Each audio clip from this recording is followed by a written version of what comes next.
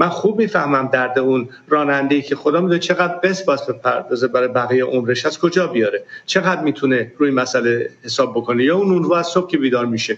مسئله یکی دوتا نیست، ولی به اینجا رسیدیم که بایستی در مقابله با این وضعیت اسفناک همگی دست به کار بشیم. این مسئله نیست که این صنف یا اون صنف امروز مطالبه‌ای دارن. امروز جریانی نیست که بخوایم بگیم حالا این ماه چی میشه، ماه دیگر چی میشه.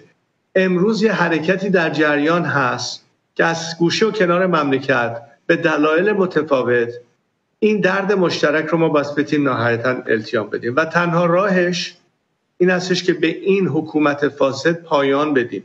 از چه طریقی؟ از طریق پیشبرد همین حرکت‌های مقاومت مدنی و خشونت پرهیز.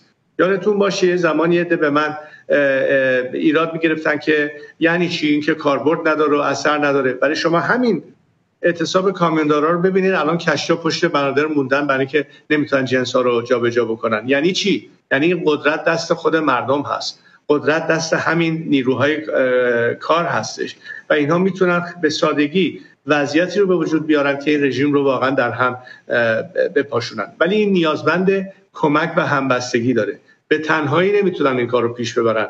ما بایستی تکیهگاه یکدیگر باشیم در یک حرکت جمعی.